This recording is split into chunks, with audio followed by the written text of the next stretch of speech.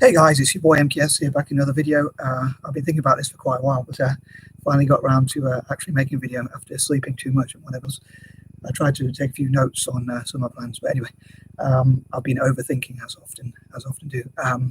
Yeah, I thought I'd get around to covering this video about how I dream to empower Indigenous Australasians. I know I've covered this a little bit yesterday, but obviously that one I did in list form. This is like in, when I do it in part 1, 2 and all that sort of stuff, but this is just going to be like, I suppose I'm going to have to cover a list of ideas. It's quite hard not to do it in list form in some way, but so I thought of some areas or fields in which Indigenous people could perhaps be empowered, and I'd love to hear other people's ideas. And I think it's quite important to put this forward because Indigenous people are suffering from a lot of things like health problems, which they suffered from before even COVID happened, housing problems, shelter and all that sort of thing, problems with poverty and healthcare and things like that. So I think that, so I probably mentioned that twice, but yeah, I think that's really, it really is important. And I think a noble thing, dare I say, to support Indigenous people who have went through quite a lot. They're apparently only 2% of the Australasian, or Australia itself, sorry, they're only about 2% of people who are Indigenous left, and probably similar in other areas, and they have quite a lot in common with, I suppose, native people of the Americas, or Indigenous people of the Americas as well. I think like an oppressed group of people. So I think it would be great to empower them. And I often like to focus on different things on different days. So as today is a Tuesday, I hope to, for anyone watching in the future, perhaps. I hope to focus on like business and technology and how to help Indigenous people from Australasia to be empowered and supported in areas like business, technology, and things like that. So I think that it would be great, as I say, to encourage organisations and NGOs and associations and companies, as well as individuals, to go and mentor and just generally support them and empower them, and look at ways to do so in business.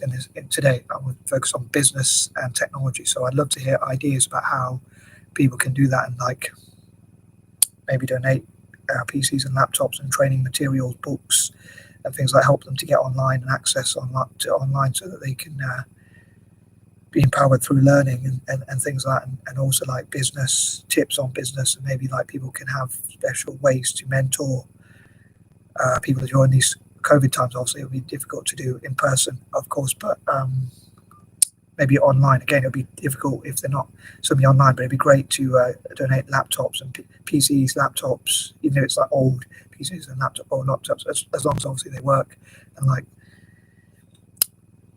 teach and train them. Obviously it'd be a lot easier if it wasn't for COVID, like to get, well, the hard thing therefore would be to get people together who are willing to do so and like to travel. But hopefully in the future, all being well, I hope, because who knows how long who knows how long COVID's going to last, and who knows, apparently they predict there's going to be new illnesses and diseases which are supposed to be coming, that they've predicted. So I hope that's not true, or I hope it doesn't come true somehow, but it would be great, I think, to Godspeed empower Indigenous people, as I say, in business and technology. And as ever, I'd love to hear other people's ideas, and like people who are good at business and technology, would you be happy to teach, train, mentor and that sort of thing, Indigenous people of Australasia, and like how they can network together, maybe come up with ideas for them to network together, ways for them to network together.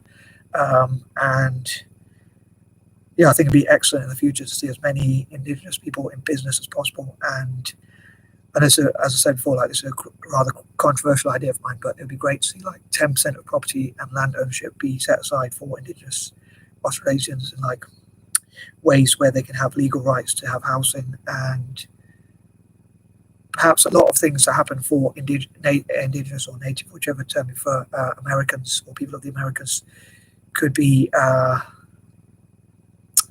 given to Indigenous people from Australasia. So, for instance, what happens in one country like America, where they have rights to casinos and things like that, and other businesses, or especially casinos, stuff like that, could be given to Indigenous Australasians across all of Australasia, like Australia itself, Torres and Strait Pacific Islands, or however you pronounce it, and New Zealand and others, and whatever other countries there are in that continent.